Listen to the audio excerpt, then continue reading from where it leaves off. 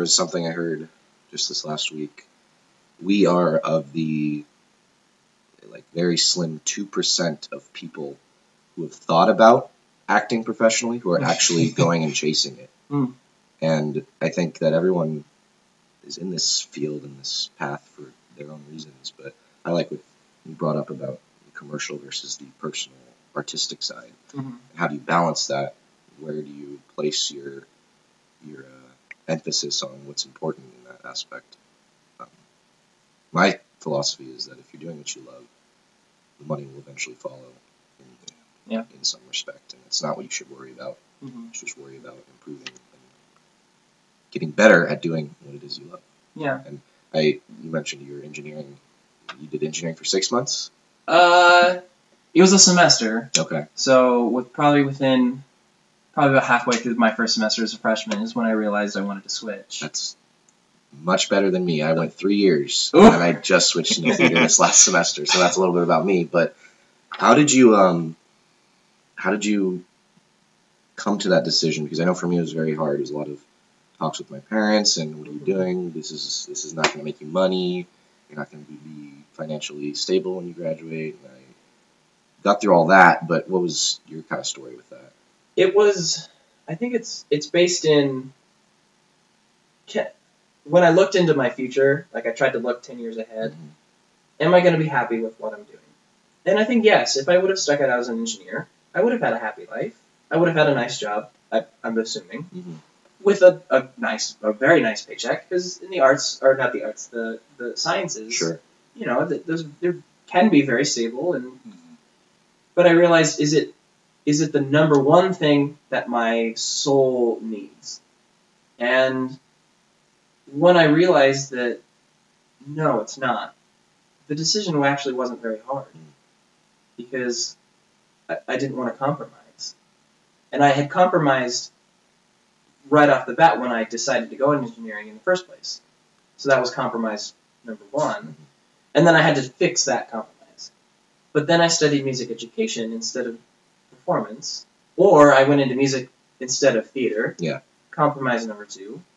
And then after graduation, I went and taught, which, again, I loved teaching high school. It was such a great job. I adored it. But it wasn't the number one thing.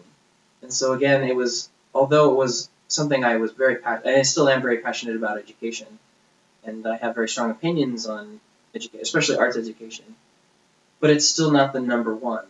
And so, I had to fix that compromise. And so here I am in grad school in my upper 20s, trying to fix all of my little compromises I've made in my life to finally get to what do I truly, truly want to do. And I think at the heart of it is I want to be involved in musical theater or theater in general. And I want my livelihood to be creating theater. Whether that's as a performer, a director, whatever it is, I have to. My soul has to be involved in creating theater, whatever that means. At the highest, most professional level, or whatever it is, I have to create theater. And when I came to that conclusion 2 years ago, not even 2 years ago, but it's been the best decision I've made. But it took a long time. Even my freshman year, when I decided not to do engineering, I still didn't accept that theater was going to be the number one thing I needed to do. You still went into music. I still did music, and I still did music education. Again, all of these things I'm very passionate about, and I love all of them, but it's not the top of the list. And so and some people are, I think, they're happy with finding what they're passionate about, but for me, it had to be the number one thing, and that number one thing was theater. It took 6-7 years to figure that out, but I did come to that. Yeah. And you have to, the question's begged, if you didn't go through all that, would you be in the same place? Would you have come to that ultimate conclusion? I have no regrets whatsoever. Yeah. And you can't have regrets. Because I look back and go, okay, yeah, I didn't get a B.F.A. in theater as an undergrad, but I do have a degree in music, and I understand music on a very deep and advanced level. I do have my leadership skills that I had to learn as an educator, and for 3 years of teaching 150 students and help running a music program and putting together and producing music shows, and I still worked on musicals.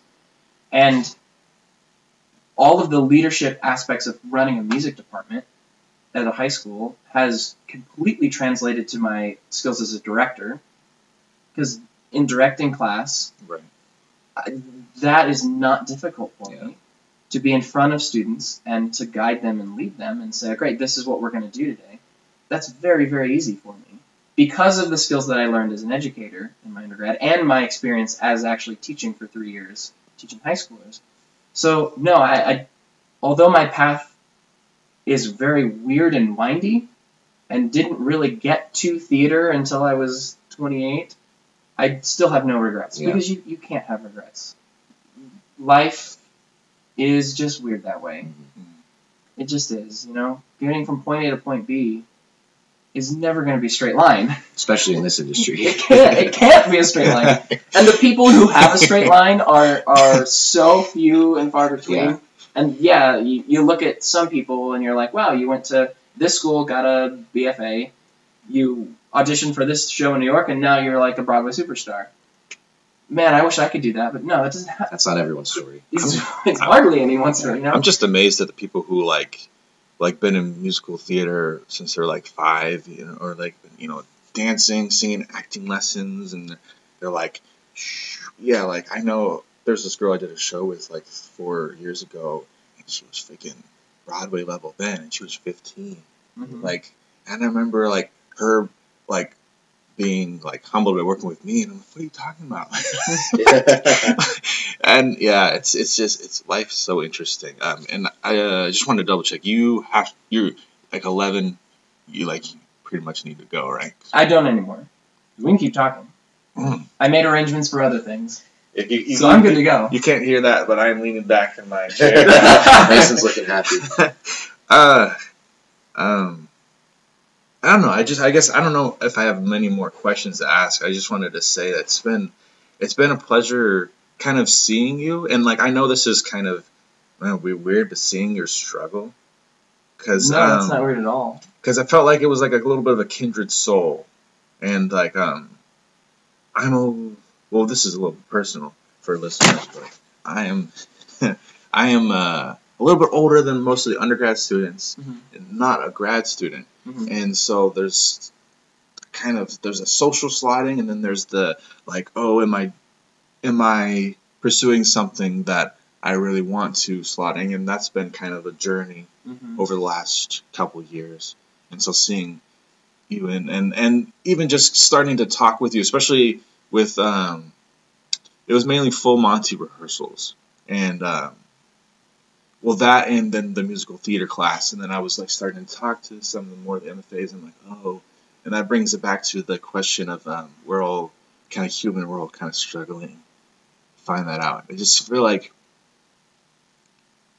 it's so great to understand people, and maybe you're like, oh wow, this is like Jonathan personally, like I'm like, oh, like I understand a little bit more of your mindset and the struggle and that aspect of the life.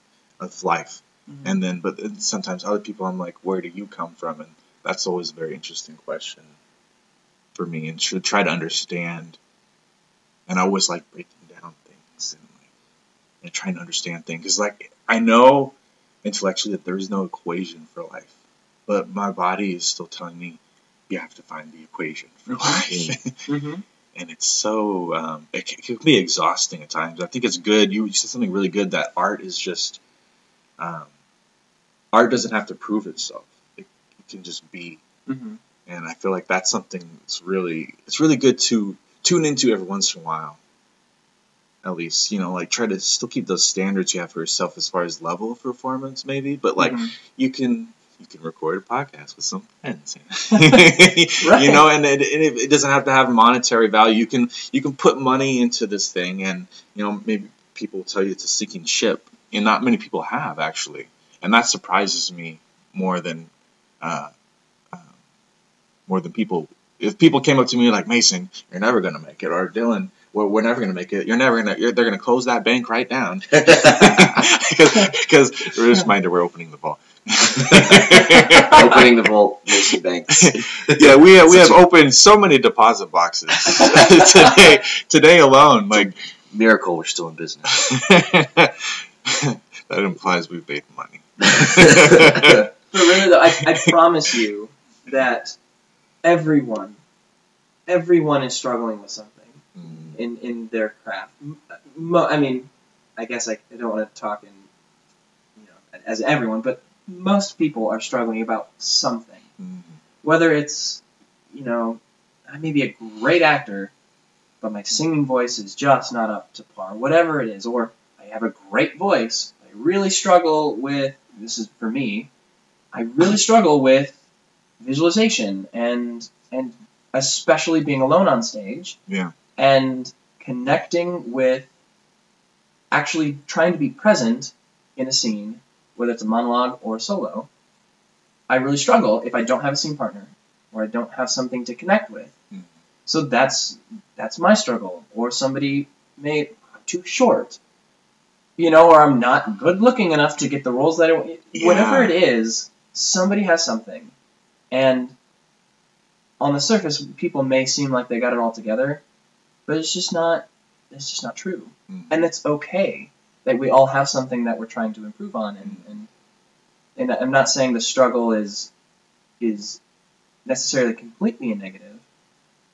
But for those who are thinking that I'm the only person struggling in this art, and everyone around me has it all together, and they're all succeeding, it's just not true. Yeah.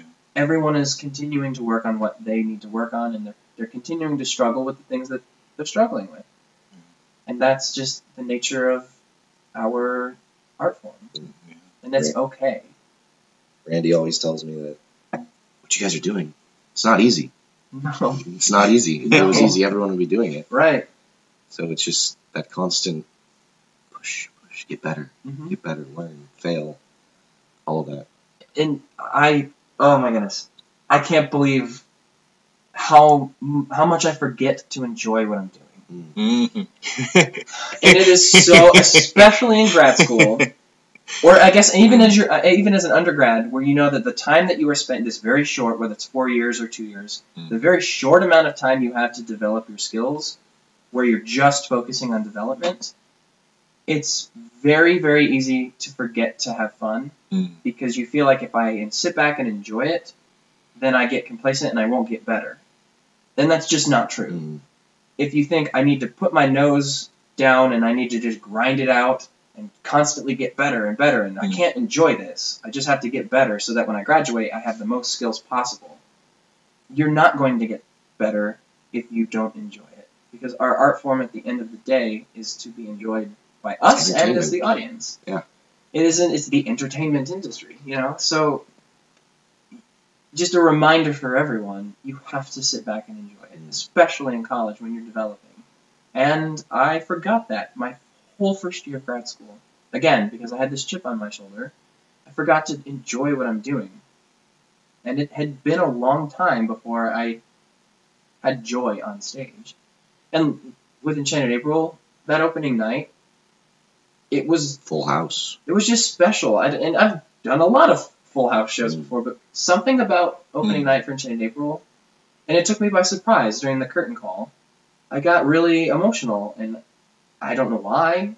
And I think I have a hint as to why, because that was the first time in a while where I just sat back and enjoyed performing, and I just got lost in the world, and I got lost in the beauty of the score, and I just enjoyed it, and I had fun.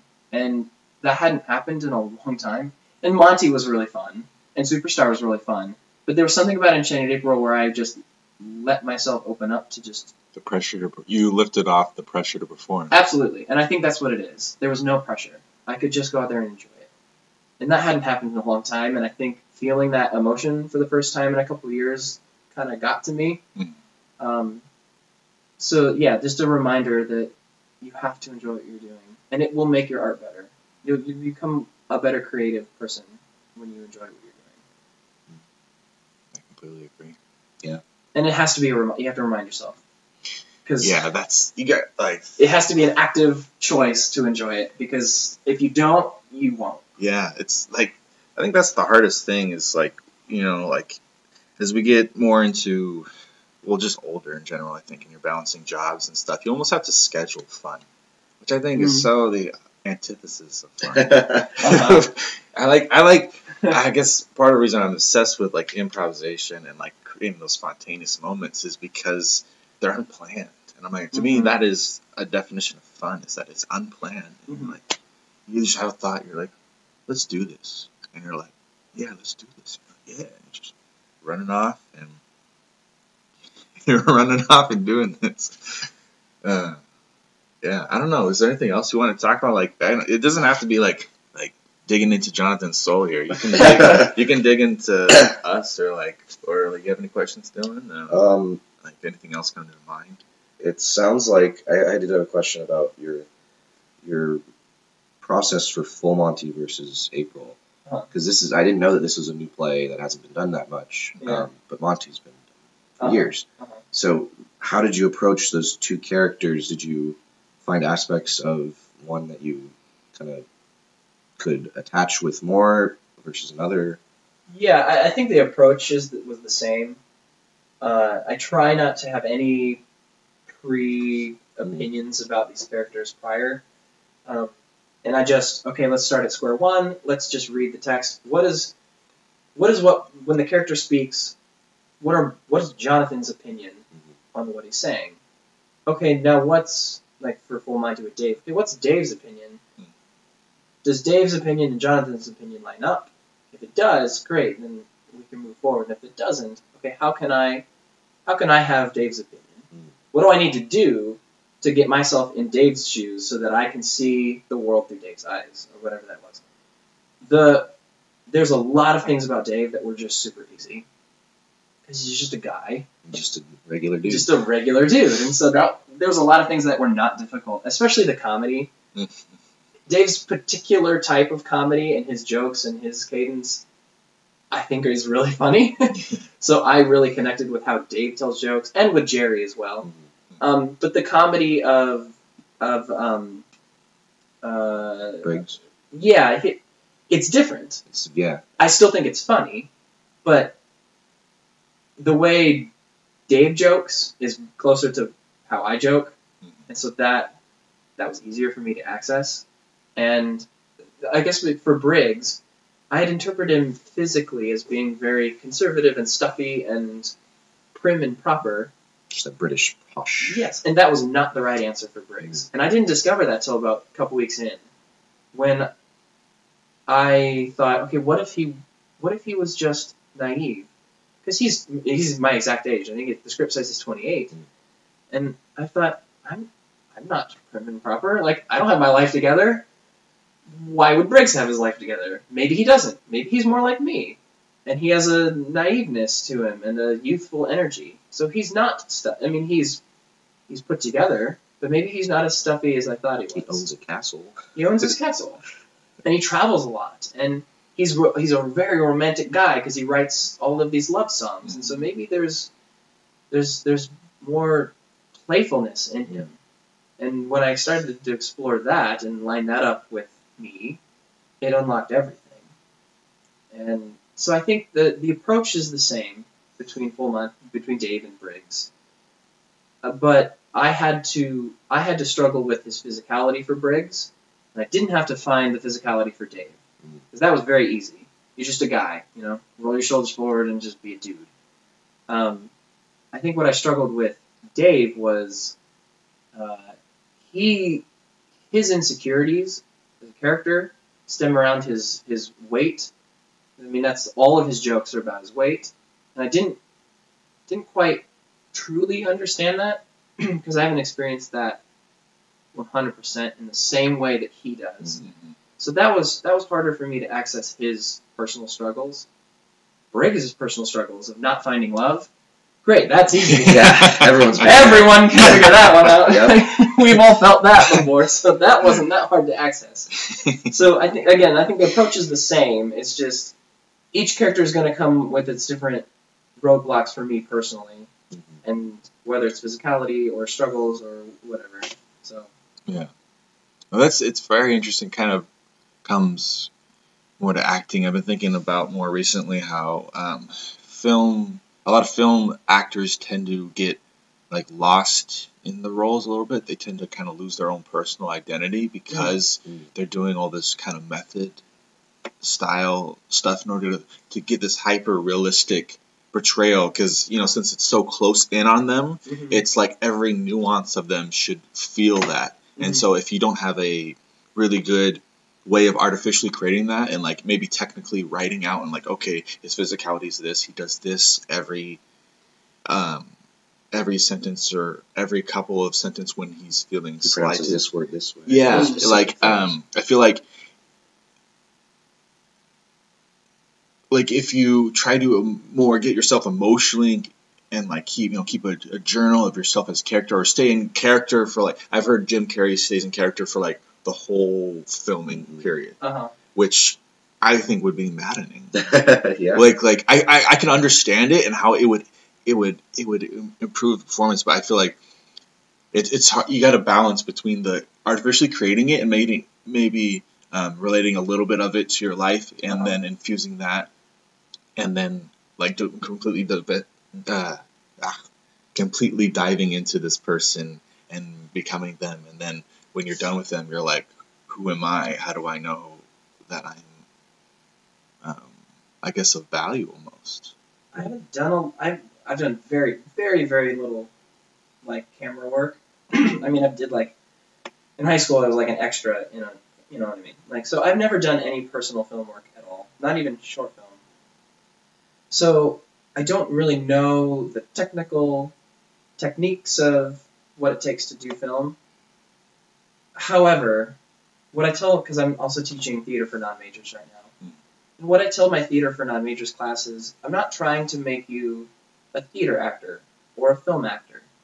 What I want out of you is, I want you to just be an instrument for creating a character, whatever that means. And that's the ability to take on their point of view and to be open to improvisation and creativity, to just just growing your imagination. At the heart of it, it's I want you just to grow your creative imagination.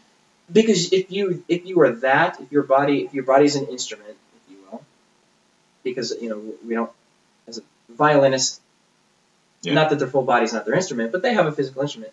An actor, their entire body is their instrument. And so I just want to make your instrument flexible and creative enough to do whatever. So you can go do film and use the same techniques that you would do to create a character in theater and be successful in film. So I think if I were to anticipate, if I were to do film work, I don't know if I would do the whole, be the character for 6 months at a time. Yeah. I don't know, maybe, but if I had to guess and anticipate, I don't think that would jive with me. I don't think that would work well. I don't know if that would be healthy for me. No. That's my guess. I guess I can't really speak to the different types of approaches. But I can say the same things you do in theater to just create a character and understand them and see their world and put yourself in their shoes is the same for film. I would think. At the end of the day, you're still empathizing with the person you're trying to be. So I think there's a lot of crossover in terms of the technique. Now, body technique and placement and your focus points and it's very different than theater. Yeah. Especially in proscenium theater or in the round. So yeah, that's different. And I don't know the techniques of camera and film. Would you be interested in? Oh, totally. Yeah, I would be so intimidated because I don't know what I'm doing. But if I were to take go up and take a class and on film technique, so I feel at least a little bit confident of, okay, if I'm on a set, I have the basics. Yeah. Yeah, I would love to. I think it would be fun because I guess just being another character, whether it's on stage or in film, that's a joy to do regardless. I would. I'm probably not going to pursue much of it, but I don't know. I also didn't know I was going to be in grad school 2 years ago, so This is true. life Life is weird that way. Yeah, and that's another thing is there's no reason to plan out your life Mm-hmm. 5-10 years in advance because it ain't. You're wrong. Yeah. If you think you have a plan for 10 years now, you're wrong. You don't. Let life be what life's going to be. Mhm. And yeah, so another just philosophical thing. Pearl of wisdom. I didn't know that I was going to be a music major, and I was. And I didn't know I was going to teach high school, and I did. And I didn't know I was going to go to grad school, and I did. So yeah. But yeah, I'm not gonna shy away from any TV or film or camera work because I think it'd be a blast. Yeah. I'd so be fun. scared because I don't know what I'm doing, but it'd be fun. I would enjoy it. I love film just because I love the journey. I love a little bit about me. I started with film at SDSU last year before I did any productions. And just getting into those short films and all the students, working with all the student directors. And it's just such a fun process to see your performance come from just a mishmash of like 67 shots in 3 different locations and seeing them compile it into this beautiful story and narrative. I love all that. I like production too, so I really like film. I would like to because I don't know this answer, the difference in storytelling, because in theater, the story has to be at one time completely cohesive top to bottom. Not that film doesn't, but like you said, with different shots, and I would be curious on, is that difficult as an actor to be able to maintain? In my opinion, yes. Yeah. I would think it would be hard for me, because when I'm in a scene, and then you are going through this journey with the character through the scene, and you go off stage and make your next entrance, and the story continues, and it is all feels like it's one nice, smooth track. I think I would have a hard time doing film and television where it's very... to me, it would, shooting out a sequence. It would seem disjunct. Yeah. And the difficulties of telling a disjunct story. Well, I had this teacher at one of my junior colleges in Mission Viejo, and he did some Meisner work with us and some scene study work. Film people like Meisner. Yeah, film people like Meisner a lot. It's great for Meisner because like a lot of the exercises, so you'll stand up and you'll like I know a lot of listeners already know this, but like you'll stand up and you'll be like me and Jonathan will be standing looking at each other, and then the teacher will be like, okay, close your eyes, and then you open them at the same time. You say the first thing that strikes out. You're like gray sweater, and then you would just do that, and then you would build upon that, and then you would go to be the first thing that you feel about them when you open your eyes, or how you're feeling about them, and like one person would start, you'd be saying like interested, and then I would change as I'm feeling different things. So like now I'm like tired of saying interested, funny, funny, and then you go on. But like the thing is to really kind of see little minute changes in another person and really be on a key with that. But then besides that, that's just basic stuff we would do. But like you would do a bunch of scene study and, like pretty much free write for like pages about different important things in the scene about your character. And the idea is that you would do that for like the whole script. And then you would maybe, even before filming, you would contact your scene partner and try to see if you could work together, or because then that's another component comes into play. But I think it's easier to do a lot of more work by yourself in film than theater, because film, a lot of times the shots are separate, and you might have a reaction to somebody else, but like they're not even in the same location. You never even see them for that shot. I think that's the hardest thing. And that's what I really like about theater, is that it's a little bit easier to kind of stay present or portray like somebody who's really caring about what's happening, because even if it's not really happening with that person, you can invent a story and you're seeing that person right there. Right. Rather than like an imaginary... looking camera left. Yeah, looking camera left, or the camera's right in your face and you're staring and like, I think another aspect about theater that I love is the rehearsal period. Oh, yeah. Because there's so much more rehearsal. I mean, I'm assuming. Yes. For me, in my particular journey as an actor, I need that time to play, and I've discovered that in Chin and April. It wasn't until I just got to play with Katie in our scenes that I finally unlocked what it was. And without that ability to just spend an hour and just do things, I would have never have really unlocked Briggs. And so I think I would struggle without having that time to experiment and be in the sandbox and play. That's just a particular struggle I have. So I think coming onto a set with a camera and, I'm sure you have rehearsal time, but to just come out and deliver, I think that would be different. It would be very difficult for me without a 4-week rehearsal process. Yeah. I'm sure for bigger feature films they do a lot more rehearsing, but it's just for what we're doing.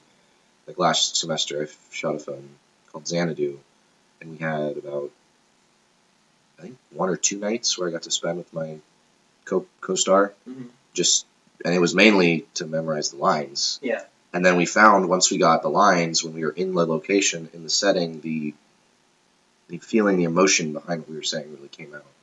And I think it can be different for different stories and different lengths, but I do enjoy the rehearsal of theater a lot, because that's where you form the true connections with the characters and the other actors you're playing with. I think that's at least my favorite part of the theater process, because then the show comes, and then it's like, well, we did all this work, and now here's what we have. And you have that sense of community. Yeah. Like we all did this together, and even as Briggs with the Italian staff, making the connections with people that I never interact with on stage, but because we were in the same rehearsal room for the entire rehearsal process, I can still make those personal connections with the other actors that I don't even interact with on stage. And it becomes this ensemble piece rather than the leads. And that's what I like about theater is no matter what, it's very easy to get that sense of community and ensemble to all tell a story together. Yeah. That collaboration is a lot of fun. It brings a lot of joy. Vin said something during Anonymous, and it really rang true to me. He told us that right now, this is right before we opened, he said, right now, you 12 actors are the best fit actors to play these roles. I think that's so true, and like, no matter how nervous you feel or mess up or this or that, you put in the work, you've put in the time. Just remember that, and remember that you're hopefully doing good work, and it's going to pay off. And that's the only time that the show will be presented in this way, ever. Ever. Unless, by some mystical way, the cast of Anonymous 10 years from now happens to be all in the same place at the same time. And all get cast in the same roles. And it's in the same theater with the same designers. It will never happen again. Yeah. And that's the actually beautiful part about theater, is that it is transient and it doesn't happen more than once. And that's really great. And it gives you a sense of ownership and pride that this is our production. No one will ever do this show this way, ever. And that's really beautiful. And it allows you to take ownership in the art and the craft of it. Because you created that. Yeah. You made it the way it is now. And that's great. And another production of Anonymous is going to be so drastically different. And there's beauty in that production. But no one will ever do it like you. And I think we forget that sometimes. But it's our version. You can take ownership of it. It's our art. It is our art, yeah. All right, I think that wraps up this episode, this installment of Opening the Vault. We have filled many deposit boxes today. Philosophy. I don't know. I'm just going to have a seizure right now. No, don't do that, please. Dark joke. I'm not actually going to have a seizure, disclaimer. But thank you so much, Jonathan. It has been a pleasure. I'm really excited that you were willing to come on. It really means a lot. This has been Opening the Vault, and we are closing the door. This is Mason Banks. This is Dill Pickle Hoban. And Jonathan Brugioni. Brugioni. Brugioni. Yeah. Brugioni.